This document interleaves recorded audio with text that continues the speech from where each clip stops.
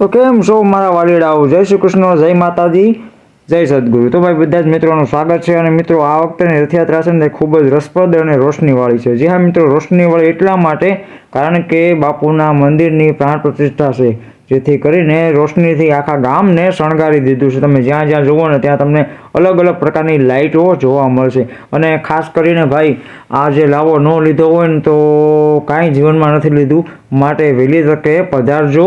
તારીખ 23થી લઈને 26 સુધીનો કાર્યક્રમ છે। તો મિત્રો, આ કાર્યક્રમમાં તમે વહેલી તકે આવી જાજો અને આ લાવો અને આ આનંદ છે ને એ અચૂકથી લઈ લેજો, કારણ કે વારે વારે આવો સમય અને આવી રથયાત્રા જોવા નહીં મળે।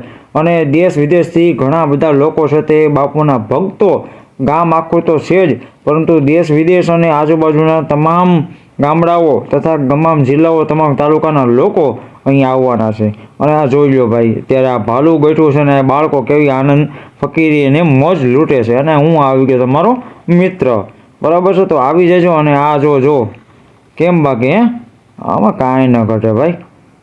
તો બાપુનું આ મંદિર છે, તમે જોવો અને રોશનીઓ જોઈને ખરેખર તમે પણ ચકિત થઈ જશો। અને કેવું ભવ્ય મંદિર બાપુનું બનાવ્યું છે, જેને જોતાં ખરેખર તમે પણ નવાઈ લાગશે। અને ભાઈ જોઈએ ને તો સિમ્મર ગામ એવું શણગાર્યું છે ને ભાઈ કે જોતાં જ તમે મોહક અને આમ તમને એક આશાનું કિરણ જાગી ઉઠશે કે નહીં, જવું જ છે આ ગામમાં અને દર્શન કરવા છે। તો ભાઈ અચૂકને અચૂક પધારજો અમારા ગામ, આવી જ જજો। કારણ કે જુઓ તમે આ લાઇટિંગ જુઓ, ગુરુદેવ ભગવાન છે, પછી અહીંયા જો અત્યારે આરતી પૂજા ચાલુ છે, અને આ રહ્યા પરમ પૂજ્ય બ્રહ્મનિષ્ઠ સદગુરુદેવ શ્રી જગજીવન બાપુ। તો કંઈક આવો નજારો છે ભાઈ અમારા ગામનો, એટલે કે અમારા સિમર ધામનો। તો અચૂકથી તમે પધારજો મારા વાલીડાઓ બધા, બરાબર છે? અમે રાહ જોઈશું, આવજો।